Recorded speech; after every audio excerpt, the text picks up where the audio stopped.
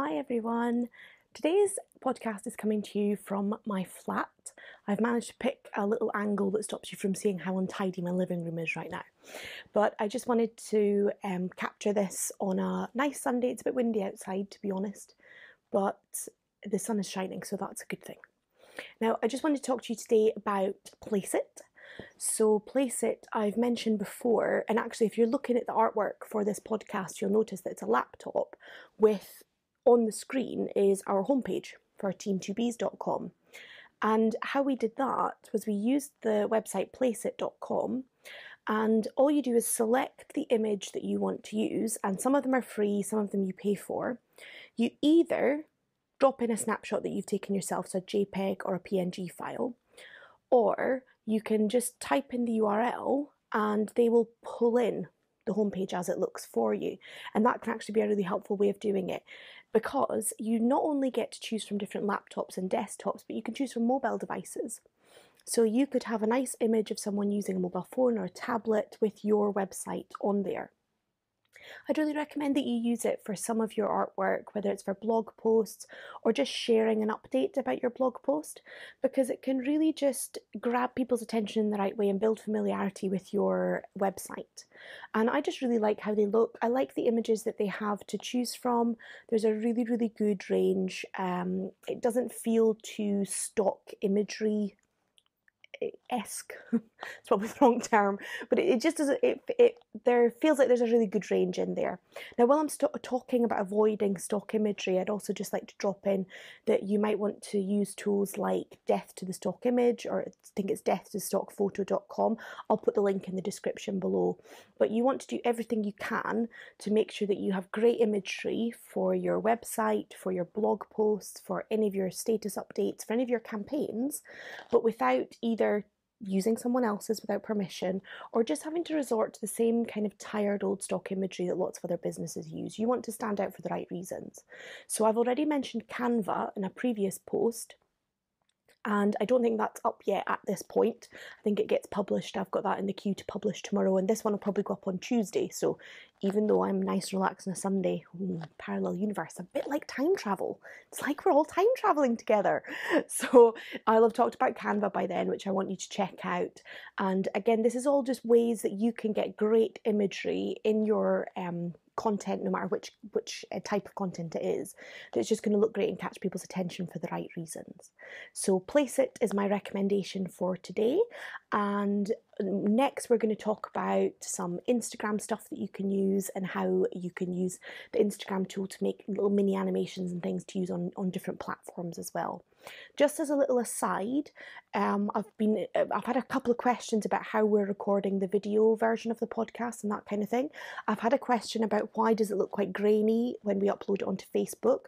So I just wanted to address a couple of those. The reason it looks a bit grainy on Facebook is because Facebook will automatically buffer the image so that you can still watch the video even if your Wi-Fi or your bandwidth isn't quite performing for HD quality. It will make it a little bit grainier or pixelated just so you can watch it anyway. If you click the HD button at the bottom right hand side, it will come in as a kind of better quality.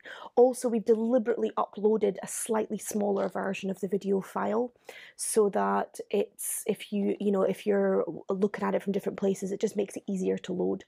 We've also done that for the podcast link, and that's uploaded onto Libsyn. That's the hosting provider we're using for the video podcast. And yeah, so there we've made sure that the file is a bit smaller because some people will download that video podcast onto their telephone. So we don't want to be taking up loads of room, because then obviously people aren't going to watch it, they're going to delete it because it's just taking up too much space. So we deliberately make it the smaller version. Now,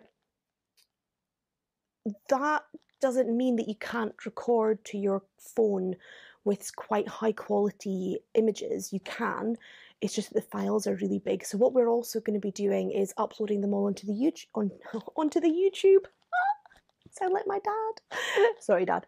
We're going to be uploading the kind of higher spec versions of the videos onto YouTube so that you can choose where you want to consume the content. And I want to put that forward for you guys as well, that when you're producing content, you want to go to where people are than, you know, you don't want to be dragging people towards places where they don't really want to be spending time, or you've got to give them a really good reason to spend time in that place. So that's just covering the whole video aspect there.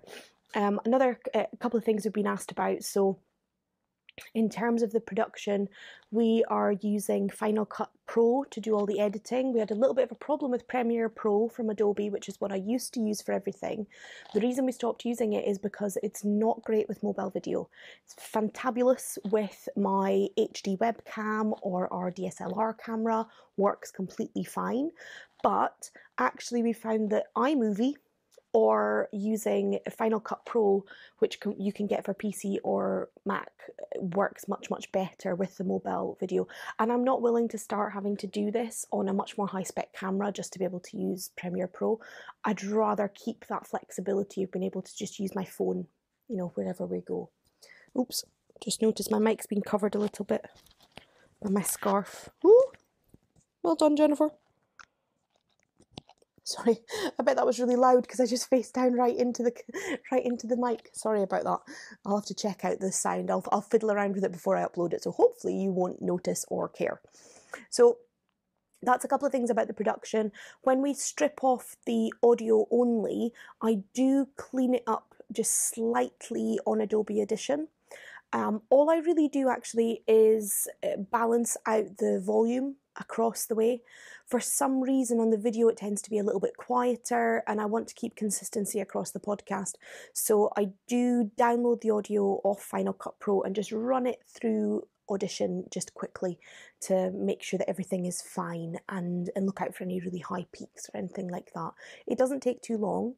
And the other thing that we're in the process of doing at the moment is we're getting all of the podcasts transcribed and turned into complete blog posts, so that I'm just sharing this with you because I want you to use this as ideas of how you could create content for your business. So the process of me sitting down to camera, which like I said is just my mobile phone with this additional external microphone, recording it to camera. I do a little bit of editing on Final Cut Pro. So if I make a mistake, I stop, pause, go back to the beginning of that paragraph or sentence and record it again, so that bit is kind of easier to just cut out altogether. So it's just if I make a mistake. That's pretty much all the editing that I'm doing. And I add in the logo in the corner, so I'll be doing that to this video as well. And yeah, it doesn't have to take too long, and then getting that transcription, but be careful not to just get it transcribed, because how we speak is not necessarily how people want to read us, if you like. So it's really important to get the transcription, but then also just edit it so that it sounds like a proper blog post, and break it down like you would a blog post into different sections and things. But it's also a really great way to link to all of the things that you might have mentioned. So I just wanted to address some of those questions that we'd had and comments that we'd had. I hope you're enjoying it. Please continue to feedback and give us extra questions.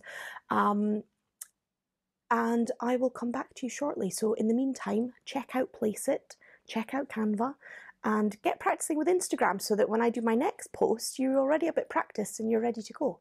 Okay, bye for now.